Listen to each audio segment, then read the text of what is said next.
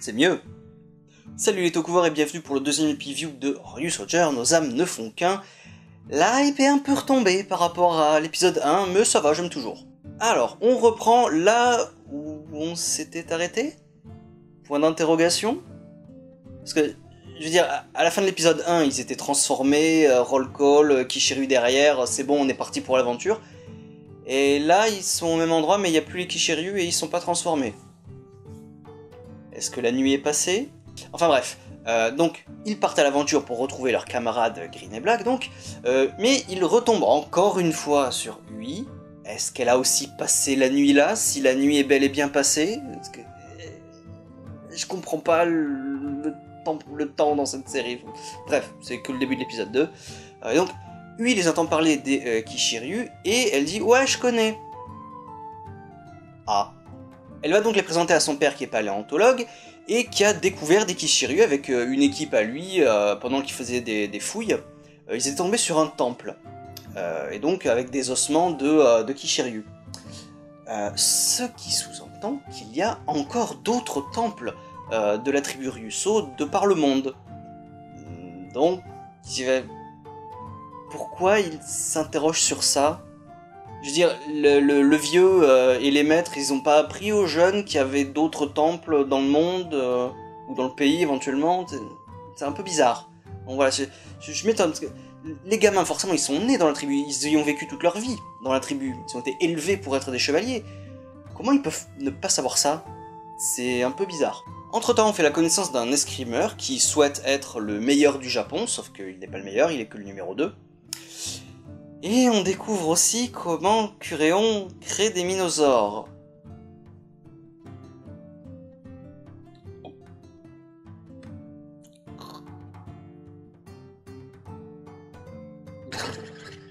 Donc ce fameux minosaure fraîchement né va attaquer la ville, hein, et les Ryusoulger vont essayer de l'arrêter. Sauf que le combat est arrêté par justement Kuréon et des soldats. Et Kuréon va faire la connerie de tout révéler aux Ryusoulger. Parce que c'est très intelligent. C'est-à-dire que comment il crée des monstres, comment ils grandissent et tout ça, il va tout leur dire. Un peu con Kuréon quand même de tout révéler à ses ennemis. Donc étant donné que l'escrimeur est mal en point parce que le minosaure draine son énergie pour grandir de plus en plus jusqu'à devenir géant, Ko et les autres vont partir à la recherche de sa famille, c'est-à-dire sa femme et sa fille, pour lui dire ben voilà, votre mari il est mal en point, allez le voir, quoi, allez le soutenir.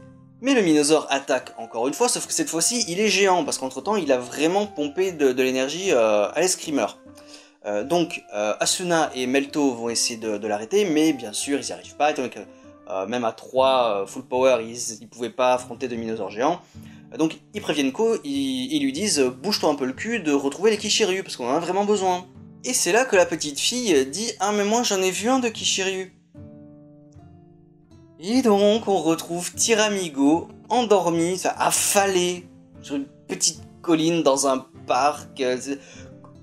Comment ça a pu ne pas faire le tour d'internet? Alors oui, Ui utilise les réseaux sociaux pour le retrouver, mais ça aurait dû faire déjà la une des journaux ou je sais pas quoi. T'as un dinosaure géant vivant, robotique, qui dort en plein milieu d'un parc où plein de gens passent.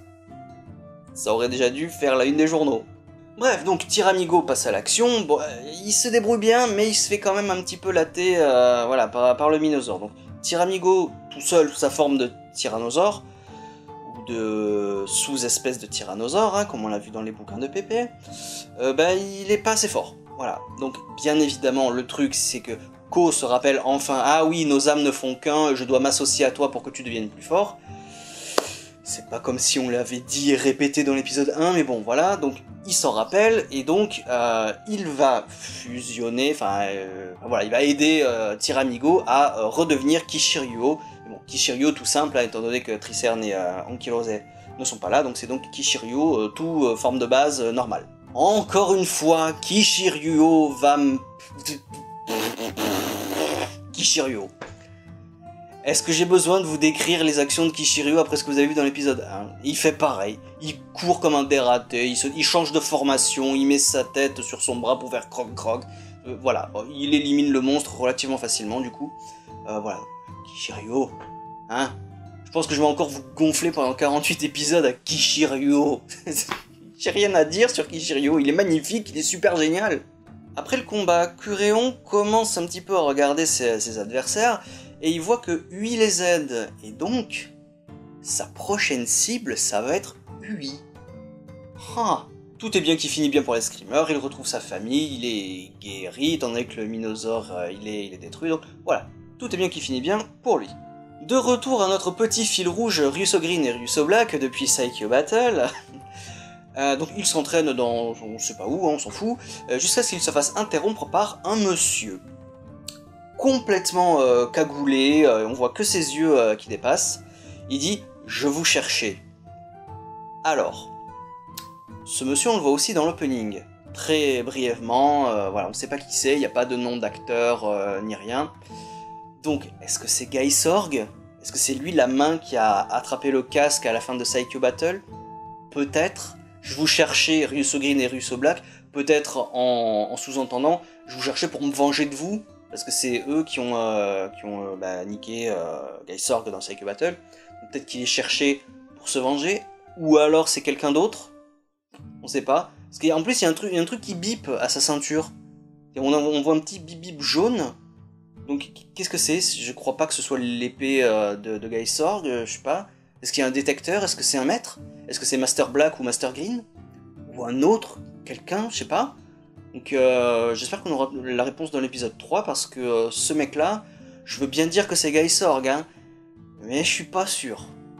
Voilà, donc on continue un petit peu l'esprit de l'épisode 1, même si ouais, c'est un petit peu baissé, quoi. Bon, évidemment, hein, l'épisode 1, la nouveauté, tout ça, c'est hype maximum. Après, ça redescend un petit peu, donc bon, c'est un épisode de sympathique, on continue de mettre en place quelque chose tout doucement, et le mystérieux homme à la fin, dont on ne sait pas qui c'est. Voilà.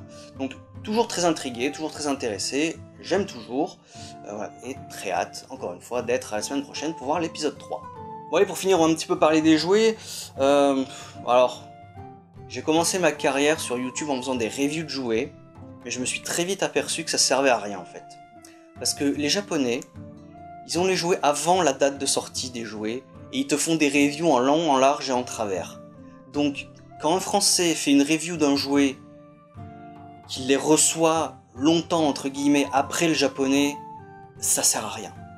Mis à part pour dire j'aime ou j'aime pas, le jouet il a déjà été reviewé de long en large et en travers par les Japonais, donc en France, des reviews de jouets. Donc à part vous dire que très sympa, taille au 1/1 qui va très bien, hein, un petit peu limité mais plutôt cool. Ça par contre couteau à beurre, jouet, voilà, taille ridicule. Mais bon, vu que c'est un élément essentiel de gameplay à la série, de gameplay.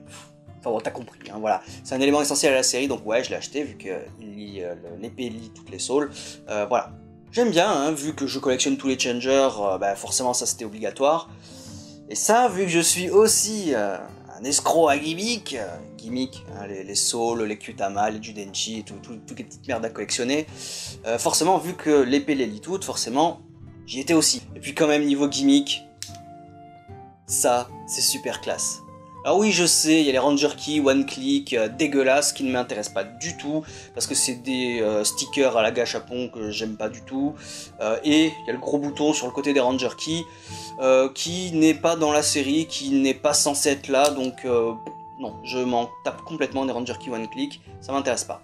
Comme vous pouvez le voir, les Ranger Key sont légèrement plus grandes que le chevalier en lui-même, mais l'épée fait que la Ryusoul est quand même plus grande. Voilà, je vous dis à la semaine prochaine, ciao.